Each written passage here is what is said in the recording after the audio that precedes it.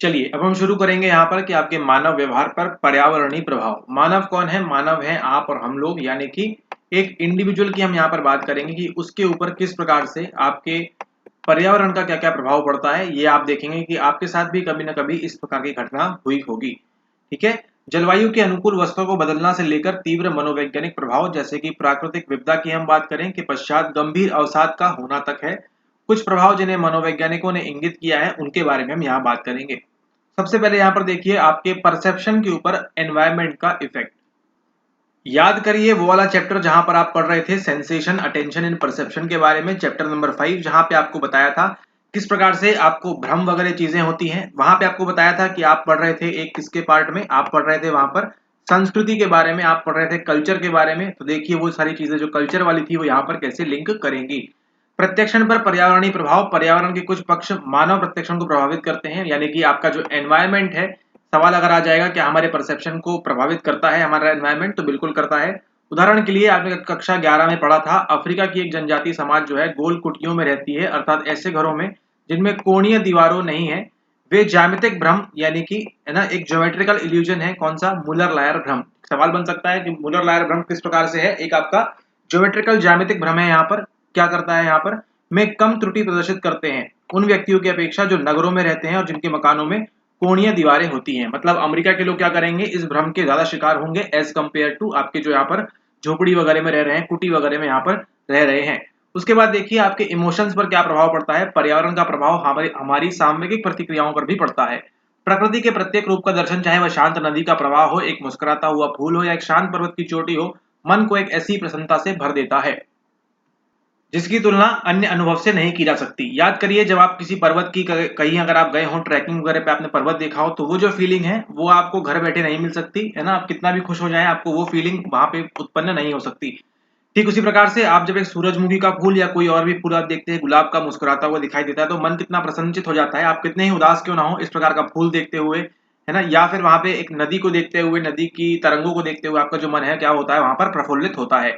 मन को एक ऐसी प्रसन्नता भर देता है। प्राकृतिक विपदाओं की अगर हम बात करें, ठीक है, जैसे बाढ़, सूखा, भूस्खलन, भूकंप, चाहे पृथ्वी के ऊपर हो या समुद्र के नीचे, वह व्यक्ति के संवेगों पर इस सीमा तक प्रभाव डाल सकते हैं कि वे गहन अवसाद और डिप्रेशन वगैरह में जा सकते हैं। ठीक है। याद करिए 1984 की भोपाल त्रासदी, अभी एक नई मूवी भी आने वाली है उसके ऊपर। ठीक है। ये सब चीजें जो है क्या करती हैं, आपको इमोशनली ये दबा देती है। ठीक है। और उसके साथ साथ आप लोग के सामने एक ज्वलनशील उदाहरण यहाँ पर आपके सामने है, ज्वलंत उदाहरण जो है आपके सामने, वो क्या है? वो है अभी आपका कोविड-19। इसने भी क्या किया है, लोगों को अवसाद में डाल दिया है, दुख में डाल दिया है और पूर्ण असहायता की भावना, है ना। ऐसे कितने ही गरीब लोग बेचारे जो सड़कों पर रह रहे थे इस प्रकार का शिकार हैं। ठीक है। अपने जीवन पर नियंत्रण के अभाव का अनुभव करते हैं। आपको लगता है कि आप आज भी सेफ नहीं है और आप क्या कर रहे हैं, आप म्यूचुअल फंड के अंदर इन्वेस्टिंग वगैरह आपने प्रारंभ कर दी है।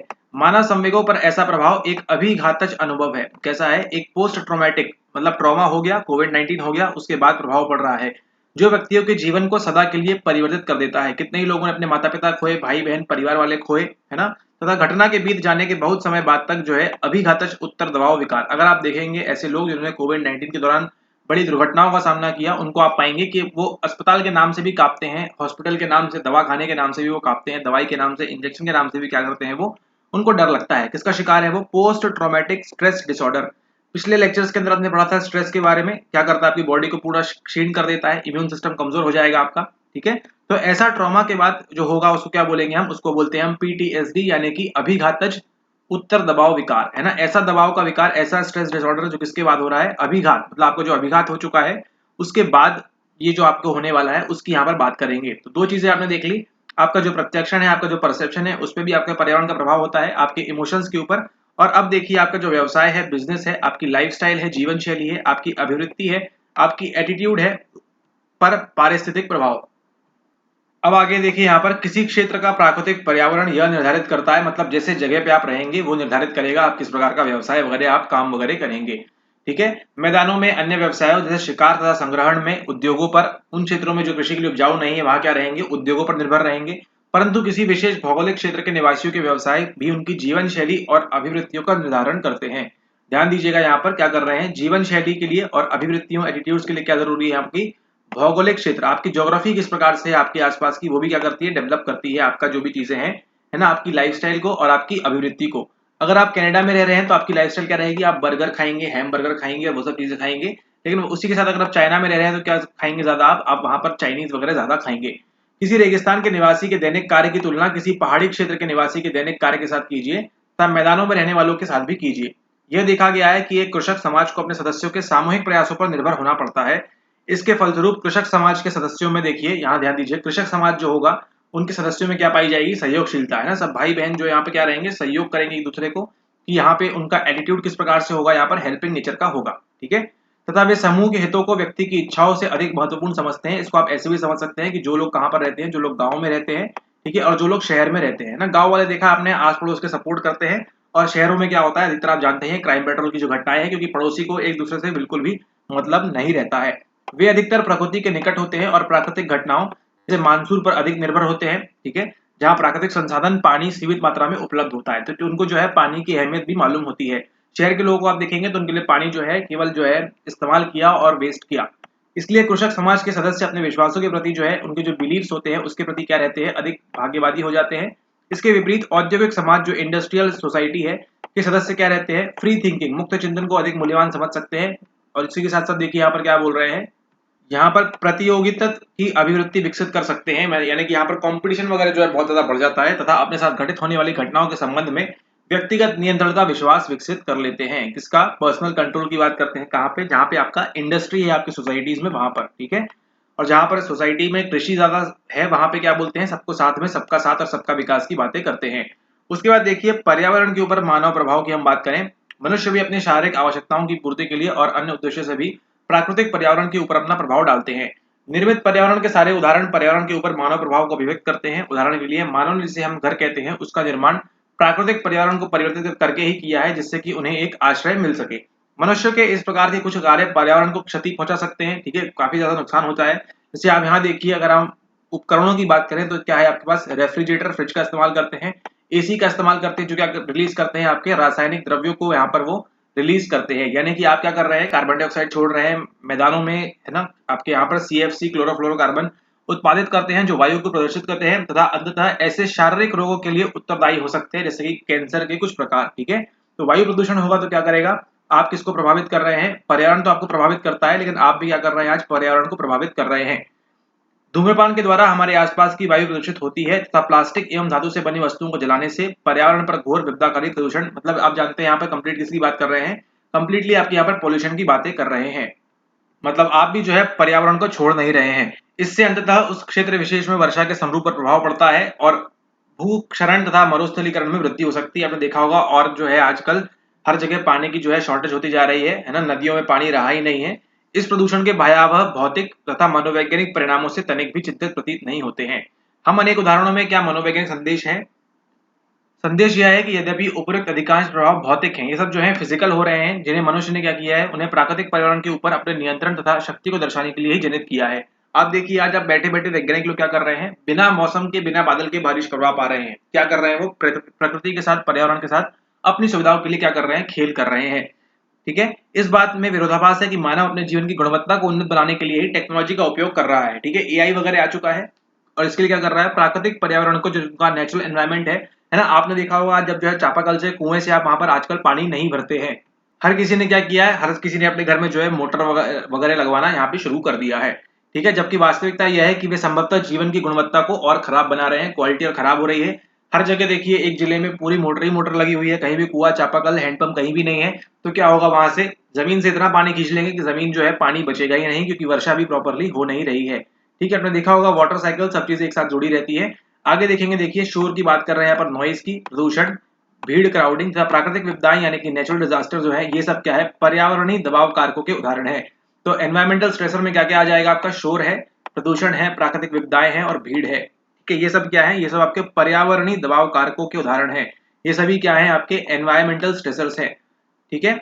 ये वे पर्यावरणीय उद्दीपक दशाएं हैं जो मनुष्य के प्रति दबाव उत्पन्न करते हैं। आगे देखिए वो भी यही बोल रहे हैं कि आप अध्याय 3 में पढ़ चुके हैं कि दबाव क्या है, एक अप्रिय साइकोलॉजिकल प्रेशर आपको आता है, एक कंडीशन डेवलप होती है जो व्यक्ति में क्या करती है, तनाव और दुश्चिंता, एंग्जाइटी वगैरह उत्पन्न करती है, ठीक है। तो यहाँ पर हम बात करेंगे सबसे पहले शोर के बारे में, नॉइज के बारे में। कोई भी ध्वनि जो खींच या चिड़चिड़ाहट उत्पन्न करे और अप्रिय हो, उसे क्या कहते हैं, हम शोर कहते हैं। सामान्य अनुभव के आधार पर यह ज्ञात है कि विशेष रूप से दीर्घकालीन शोर कष्टप्रद होता है तथा व्यक्ति में अप्रीतिकर भावदशा उत्पन्न करता है। दीर्घ काल तक शोर के समक्ष उद्भाषण से सुनने की क्षमता जो है आपकी डेसिबल वाली जो है वो भी कम हो सकती है। इसके अतिरिक्त शोर के समक्ष उद्भाषण से मानसिक क्रियाओं पर निषेधात्मक प्रभाव पड़ता है, क्योंकि इससे क्या होती है आपकी कंसंट्रेशन पावर कम हो जाती है, एकाग्रता कम हो जाती है। अब शोर की वजह से आपको जो दिक्कत आती है कॉग्निटिव प्रोसेस में, उसकी बात करेंगे। आप में से अनेकों ने अनुभव किया होगा जब आप परीक्षा के लिए पढ़ने का प्रयास कर रहे थे और पड़ोसी विवाह के अवसर पर जोर से संगीत बजा रहे थे। ठीक है, साउंड बजाते हैं आपको क्या होती है, प्रॉब्लम होती है, आपको कॉन्सेंट्रेट करने में शोर की वजह से क्या होती है, आपको दिक्कत का सामना करना पड़ता है। आप जिस आंसर को याद करना चाह रहे थे, टेस्ट करना चाह रहे थे, उसमें क्या होता है आपको आंसर याद नहीं होता है, क्योंकि क्या हो चुका है भंग वहां पर आपकी एकाग्रता। उसके साथ देखिए बोल रहे हैं कार्य निष्पादन पर आप किस प्रकार से परफॉर्म करेंगे। शोर के प्रभाव को उसकी 3 विशेषताएं निर्धारित करती हैं। शोर कितना तीव्र है ना, कितना भविष्य का तीव्रता है, उसकी कितनी प्रेडिक्टेबिलिटी है, और नियंत्रणीयता कंट्रोलेबिलिटी उसकी कितनी है। मनुष्य के पर शोर के प्रभावों पर किए गए क्रमबद्ध शोध प्रदर्शित करते हैं कि शोर चाहे तीव्र हो या धीमा हो, वह समग्र निष्पादन को तब तक प्रभावित नहीं करता जब तक कि संपादित किए जाने वाला कार्य सरल हो। जैसे कि संख्याओं का योग है ना, अगर आपको 2+2 बोला जाए तो कितना भी हल्ला हो, है ना, आपकी बाजू में जनरेटर भी चल रहा हो तो आपको दिक्कत नहीं होगी आपको 2+2 करने में या 2 1 2 करने में। ऐसी स्थितियों में क्या होता है, व्यक्ति अनुकूलन कर लेता है, अडेप्ट कर लेता है और शोर का आदी हो जाता है। लेकिन वही मान के चलिए आपको जो है कल आपका एग्जाम है और आपको साइकोलॉजी के कई सारे टर्म्स थ्योरीज आपको याद रखनी है, किसने क्या कहा किसने क्या कहा, तो वहां पर आपका जो है यहाँ पर दिक्कत आपको उत्पन्न हो जाएगी। ठीक है, तो शोर क्या आपको हमेशा प्रभावित करेगा? नहीं, जब तक कि समग्र निष्पादन को तब तक प्रभावित नहीं करता जब तक कि संपादित किए जाने वाला कार्य सरल हो। ठीक है, इसका आपको ध्यान रखना है। जिस कार्य का निष्पादन किया जा रहा है यदि वह अत्यंत रुचिकर होता है तब भी शोर की उपस्थिति में निष्पादन प्रभावित नहीं होता। अगर आप बहुत इंटरेस्टेड हैं उस चीज को करने के लिए तो भी क्या होगा, आपको यहाँ पर शोर की उपस्थिति में आपको परफॉर्मेंस पे कोई भी इम्पैक्ट नहीं पड़ेगा। ऐसा इसलिए होता है क्योंकि कार्य की प्रकृति व्यक्ति को पूरा ध्यान उसी में लगाने तथा शोर को अनसुना करने में सहायता करती है। यानी कि यहाँ पे क्या चलता है, आपका सेलेक्टिव अटेंशन, आपका ध्यान पूरा पूरा कहाँ पर है, आपका ध्यान पूरा पूरा अपने काम के ऊपर है। आपका यहाँ वहां अर्जुन की तरह आप जो है मछली की आंख में देख रहे हैं, यहाँ वहां कहीं भी आप नहीं देख रहे हैं। यह भी क्या है, एक प्रकार का अनुकूलन हो सकता है। अब यहाँ पर देखिए, जब शोर कुछ अंतराल के बाद आता है तथा उसके संबंध में भविष्य कथन नहीं किया जा सकता कि कितनी देर बाद नॉइज होगा, तब वह निरंतर होने वाले शोर की अपेक्षा अधिक बाधाकारी प्रतीत होता है। यह आपके लिए इंपॉर्टेंट लाइन है काम की, कि अगर आपको मालूम है कि कंटिन्यूस शोर बजने वाला है तो आपको प्रभावित नहीं करेगा, लेकिन एक बार मान लीजिए 5 मिनट में हल्ला हुआ, एक बार मान लीजिए 2 मिनट के बाद, फिर मान लीजिए 3 मिनट के बाद, फिर मान लीजिए 15 मिनट के बाद हल्ला होगा, तो क्या करेगा, आपको ज्यादा डिस्टर्ब करेगा। ठीक है, कंटिन्यूस अगर आपकी शादी में डीजे बज रहा है, मतलब आपके पड़ोस में डीजे बज रहा है, तो प्रभावित नहीं करेगा, लेकिन कभी एक गाना बजा फिर रुक गया फिर बजा फिर बजा, तो ये आपको दिक्कत पैदा करता है। जिस कार्य का निष्पादन किया जा रहा है जब वह कठिन होता है या उस पर पूर्ण एकाग्रता की आवश्यकता होती है, तब तीव्र भविष्य कथन ना करने योग्य कि कब बजने वाला है तथा नियंत्रित ना किया जा सकने वाला शोर निष्पादन स्तर को घटाता है। बट ऑब्वियस सी बात है, जब शोर को सहन करना या बंद कर देना व्यक्ति के नियंत्रण में होता है तब कार्य निष्पादन में त्रुटियों में कमी आती है। अगर उसके हाथ में कंट्रोल है कि आप वो पड़ोसी को बोल सकता है हल्ला मत करिए। संवेगात्मक प्रभावों के संदर्भ में शोर यदि एक विशेष स्तर से अधिक हो तो उसके कारण क्या आता है, आपको चिड़चिड़ापन आता है तथा इससे नींद में गड़बड़ी भी उत्पन्न हो सकती है। ठीक है, आपकी जो स्लीप वगैरह है वो भी दिक्कत में पैदा होगी। यदि शोर पर नियंत्रण किया जा सकता हो या फिर वह व्यक्ति के व्यवसाय के लिए आवश्यक हो तो इन प्रभावों में कमी आती है, ऐसा देखा गया है।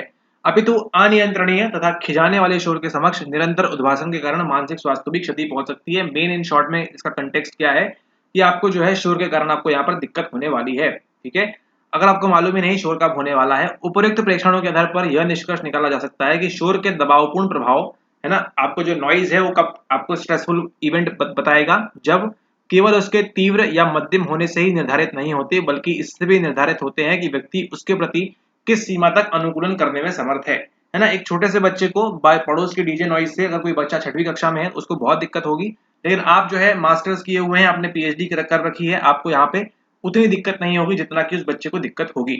उसी के साथ साथ निष्पादन किए जाने वाले कार्य की प्रकृति क्या है तथा यह शोर के संबंध में भविष्य कथन किया जा सकता है और क्या उसे नियंत्रित किया जा सकता है, ये भी कुछ फैक्टर्स होते हैं। उसके बाद देखिए बात करेंगे हम यहाँ पर प्रदूषण के बारे में, यानी कि पोल्यूशन के बारे में। अब यहाँ पर देखिए पॉल्यूशन जो है वायु, जल तथा भूमि प्रदूषण के रूप में हो सकता है। अवशिष्ट पदार्थ या कूड़ा जो घरों या उद्योगों से आते हैं वे वायु, जल तथा भूमि प्रदूषण के बड़े स्रोत हैं, ये बताने वाली कोई बात है नहीं। अपितु कुछ शोध अध्ययनों ने इन प्रदूषणों के प्रत्यक्ष अथवा अप्रत्यक्ष मनोवैज्ञानिक प्रभावों को प्रदर्शित किया है। यह समझना चाहिए कि सामान्यतः किसी भी प्रकार का पर्यावरणीय प्रदूषण तंत्रिका तंत्र को प्रभावित कर सकता है, ये आपके काम की चीज है। इसको आपको ध्यान देना है यहाँ पर कि आपके जो नर्वस सिस्टम है, जो आपने पढ़ा था हमारे साथ 3rd चैप्टर के अंदर, है ना, पर्यावरणीय प्रदूषण तंत्रिका तंत्र को प्रभावित कर सकता है। आपके किसको डैमेज कर सकता है, ये नर्वस सिस्टम को डैमेज कर सकता है, क्योंकि विषैले द्रव्य पदार्थ यानी कि क्या है, ये केमिकल्स हैं, उस सीमा तक मनोवैज्ञानिक प्रक्रियाओं को प्रभावित कर सकते हैं। केमिकल है, आपके दिमाग में भी केमिकल घूम रहा है ना? प्रदूषण के प्रभाव का एक अन्य स्वरूप प्रदूषण के प्रति उन सामूहिक प्रतिक्रियाओं में दृष्टिगत होता है जो अस्वस्थता उत्पन्न करता है, जिसके परिणाम स्वरूप कार्य कुशलता में कमी और कार्य में अभिरुचि कम हो जाती है तथा दुश्चिंता का स्तर बढ़ जाता है। यहाँ देखिए, प्राय लोग ऐसे स्थानों पर कार्य करना और रहना पसंद नहीं करते जहाँ कूड़ा फैला रहता है ना? स्वच्छ भारत की बात कर रहे हैं आज हम। जहाँ भी कूड़ा वगैरह होगा वहां पर रहना पसंद नहीं करेंगे, ठीक है? या निरंतर दुर्गंध आती है तो वहां पे आप अपनी क्या करते हैं, रुमाल निकाल लेते हैं, हैंकरचिफ, और वहां पर अपनी नाक को कवर कर लेते हैं। क्यों कर रहे हैं? क्योंकि आपको जो है, आप खुद ही सोचिए, अगर आप ऐसी जगह पर हैं जहां पर बहुत ज्यादा गंदी बास आ रही है, बदबू आ रही है ना? वहां पे देखिए आपका दिमाग ज्यादा खराब होता है, आपको जल्दी वहां पर गुस्सा आता है। लेकिन वही मान लीजिए आपको जो है गुलाब की सुगंध आ रही है, बहुत एकदम मोगरा खिल उठा है चारों ओर वातावरण के अंदर, तो वहां क्या होता है, वहां पर आप खुश रहते हैं। वही बात यहाँ पर की जा रही है, ठीक है? इसी प्रकार से वायु में धूल के कणों या अन्य निलंबित कणों के कारण दम घुटने का आभास तथा श्वास लेने में कठिनाई हो सकती है, जिससे वास्तव में श्वसन तंत्र संबंधित विकार भी उत्पन्न हो सकते हैं, आपके रेस्पिरेटरी सिस्टम में भी दिक्कत हो सकती है। वे व्यक्ति जो इस प्रकार की अस्वस्थता का अनुभव करते हैं, अपने कार्य पर पूरा ध्यान नहीं दे पाते या प्रसन्न भावदशा में नहीं रह पाते हैं। वायु प्रदूषण के विशिष्ट मनोवैज्ञानिक प्रभाव भी कुछ शोधकर्ताओं द्वारा बताए गए हैं। उदाहरण के लिए, कोलकाता के एक क्षेत्र में वायु प्रदूषण के प्रति एक ऐसा समूह जो औद्योगिक क्षेत्र के निकट रहता था तथा एक दूसरा समूह जो औद्योगिक क्षेत्र से दूर आवासीय क्षेत्र में रहता था, उनकी मनोवैज्ञानिक प्रतिक्रियाओं की तुलना की गई। यहाँ देखिएगा, जो ऐसा ग्रुप जो कहाँ रह रहा था, औद्योगिक क्षेत्र में, यानी कि जो इंडस्ट्रीज के पास रह रहा था, वहां पर क्या हुआ होगा, उसको देखिए की अपेक्षा अधिक तनाव और दुश्चिंता का अनुभव करने की बात स्वीकार की है। मतलब अब यहाँ देखिए, जर्मनी में किए गए एक अध्ययन में ऐसे प्रदूषणकारी तत्व जैसे वायु में सल्फर डाइऑक्साइड की उपस्थिति द्वारा किसी कार्य पर ध्यान केंद्रित करने की योग्यता में न्यूनता तथा निष्पादन दक्षता का नीचा गिरना पाया है। ठीक है, देखिए यहाँ दिया हुआ है 1984 में भोपाल गैस त्रासदी के बारे में भी, कि अगर आप इंडस्ट्री वगैरह के पास रहते हैं तो क्या होगा, आपको तनाव आएगा, स्ट्रेस, दबाव वगैरह आएगा आपको, और एंग्जाइटी वगैरह भी आपको यहाँ पर होगी। यानी कि शोर भी अच्छा नहीं है, नॉइज पोल्यूशन, एयर पोल्यूशन भी आपके लिए अच्छा नहीं है। खतरनाक रासायनिक द्रव्यों के रिसाव के कारण होने वाले प्रदूषण अन्य द्वारा अन्य प्रकार की क्षतियां हो सकती है। दिसंबर 1984 में हुई भोपाल गैस त्रासदी, जिसमें अनेक जाने गई भी गैस अपने पीछे अनेक मनोवैज्ञानिक साइकोलॉजिकल इफेक्ट्स डाल के चली गई है। अनेक ऐसे व्यक्ति जिन्होंने विषैली gas methyl isocyanide cyanate MIC तथा अन्य द्रव्य सूंघ लिए थे, उनमें स्मृति अवधान, मतलब इन केमिकल की वजह से क्या हो सकता है, आपको मेमोरी में आपको याद ही नहीं रहेगा, भूलते जाएंगे, अवधान में कमी है ना, तथा जागरूकता संबंधी गड़बड़ियां यहाँ पर उनको पाई गई। उसके साथ देखिए, घर तथा दफ्तर के पर्यावरण में भी हानिकारक वायु प्रदूषण हो सकता है। अगर आपके रूम में वेंटिलेशन वगैरह प्रॉपर नहीं है, आपको जो है दम घुटन घुटन सी लगती है, तो भी क्या होता है, आपको साइकोलॉजिकल चीजें आपको डिस्टर्ब कर सकती है। उदाहरण के लिए, तंबाकू पीने के धुएं से होने वाले प्रदूषण, यानी सिगरेट, सिगार या बीड़ी पीने से होने वाले प्रदूषण के कारण भी मनोवैज्ञानिक प्रभाव हो सकते हैं। ऐसे प्रभाव सिगरेट पीने वाले व्यक्ति के लिए अधिक होते हैं, तथापि जो इस तंबाकू के धुआं में श्वास लेता है वह भी निषेधात्मक प्रभाव को भुगतता है। मतलब जो पी रहा है वो तो खराब है ही, उसी के साथ साथ जो बाहर बैठ के केवल इसको क्या कर रहा है, श्वास ले रहा है उस धुएं के अंदर, उसके लिए भी यहाँ पर क्या है, नेगेटिव प्रभाव डालता है। ठीक है, तो ऐसे जो है आप व्यसनकारी, उनसे आप दूर रहें ताकि आपकी जो हेल्थ है उसको भी डिटेरियोरेट ना हो।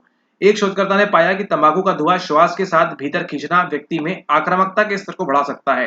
सवाल आ सकता है आपको इस प्रकार से, ठीक है, जो टोबैको है, तंबाकू है ना, उसका जो धुआं है श्वास के साथ अगर आप भीतर खींच रहे हैं तो क्या इससे एग्रेसिवनेस आती है? यस, बिल्कुल आती है। आक्रामकता का जो एग्रेशन है वो भी आपको यहाँ पर बढ़ सकता है। उसके बाद देखिए आगे, यहाँ पर प्रदूषणकारी द्रव्यों की जल तथा मृदा में उपस्थिति शारीरिक स्वास्थ्य के लिए खतरनाक है। इनमें से कुछ रसायनों का खतरनाक मनोवैज्ञानिक प्रभाव भी होता है। कुछ विशिष्ट रसायनों जैसे सीसा की उपस्थिति मस्तिष्क के विकास को प्रभावित कर मानसिक बंधन, मेंटल रिटार्डेशन का कारण बन सकती है।